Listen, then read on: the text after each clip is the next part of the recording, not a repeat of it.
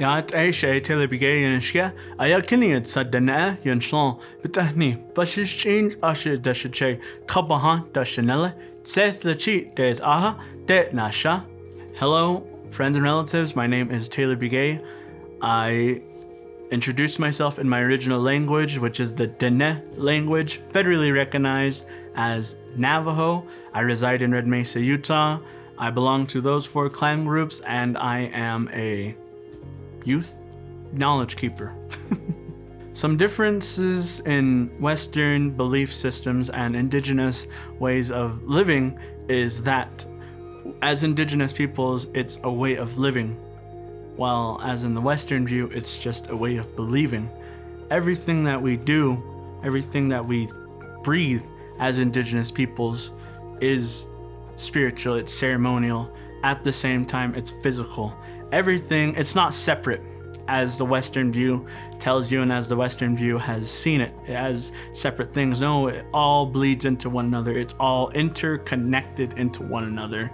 My introduction at the beginning, it's me not only introducing myself to you as an individual, but me introducing myself to you, to the air that surrounds us, to the sky above, to the ground below us, to the elements that surround us, and to the plant people, the animal people, all these different things. One of the main differences is that as Indigenous peoples, we teach and we believe that what we do, what we see, it's a living, breathing person. It's a living, breathing entity.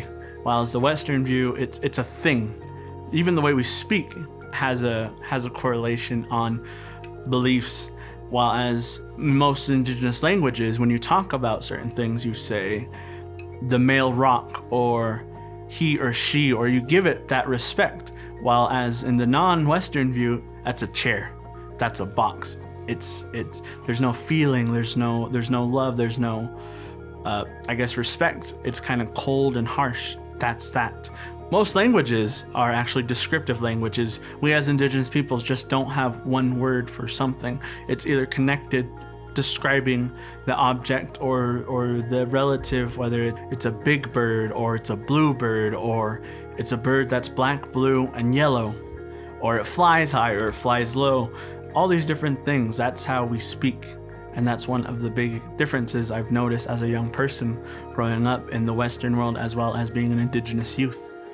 In the Dene, from what I was shared and what was shared with me, the different ceremonies and the different things that we practice and that we do is to bring Hajon, which means beauty, because we want to live a beautiful life. Everyone wants to have a good life. But in Hajon, it also means that it's balance. And that's nature. Western sciences prove that nature. If you have one reaction, you have another. It balances itself out. So as Indigenous peoples, we live and breathe and we try to teach Hajon, which is balance, which is beauty. And may everything that we see, everything that we hear, everything that we speak, everything that we touch surrounds us, below us, in all the directions, may it be good.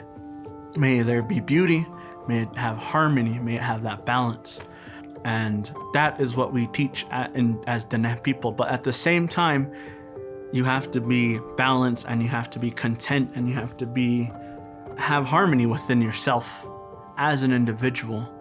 Because certain people, they're going to say whatever they want to say, but it's up to you as an individual if you're going to take that response, if you're going to take their criticism. So making sure that you are content and happy and you think positively about yourself is a good thing, because all those different things, it doesn't matter. They're going to say whatever they want to say. They're going to do whatever they want to do, but you as an individual have to take care of yourself, because it is your life you're living. There's a certain road that we all have for ourselves, and it's up to you as an individual if you're going to walk it. And if you don't, that's your choice. And if you do walk it, that's your choice. But only you as an individual can make that decision.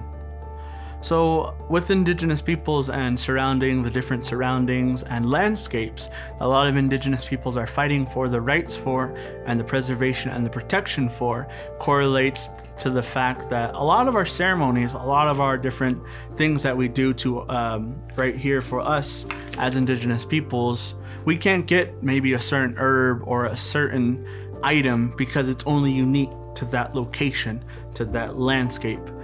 Some examples is the Bear's Ears.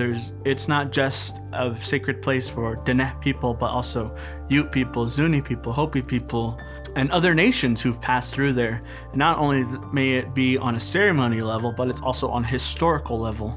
A lot of Indigenous nations can tell you where they originally derived from because their old ones, their old relatives said that we come from this mountain range, or their old relatives say that our relatives come from this water.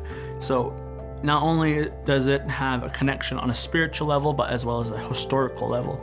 And even in the Western view, it proves that time and time again. You can find foot tracks, you can find graves, you can find home sites. So location has a big role in Indigenous ways of living, ceremoniously, historically.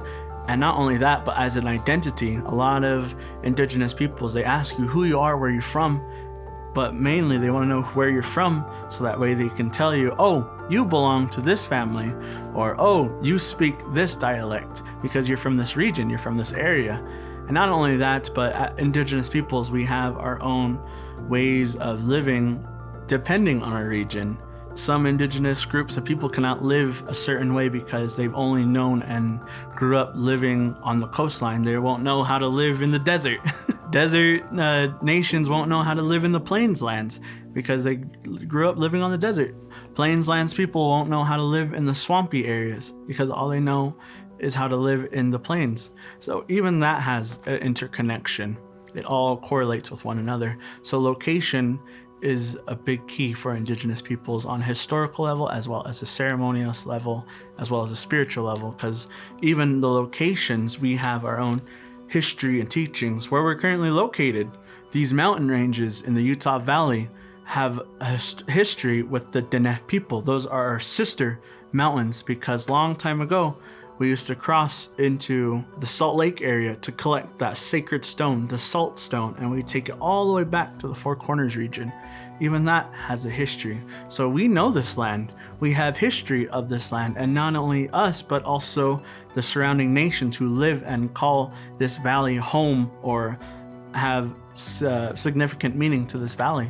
It all interconnects with one another as Indigenous peoples. I will say for students, if you were to take away anything from what I've shared with you, is to utilize what I've shared with you. It's one thing to be told something, it's another for you as an individual to do it. And if you're going to do something, do it with precision, do it with the respect and responsibility that it carries with it.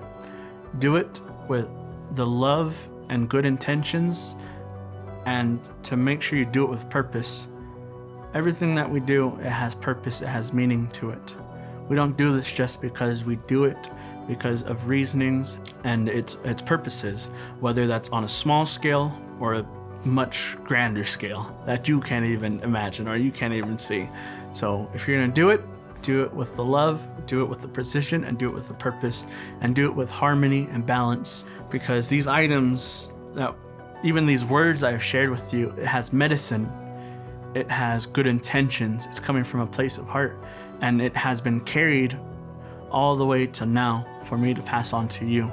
What I'm sharing with you has been fought and has been so much sacrifice has gone into who I am and to what I am today, so I can share with you, the youth, from time immemorial. So do it with love, do it with passion, do it with purpose, and to do it with pride as well.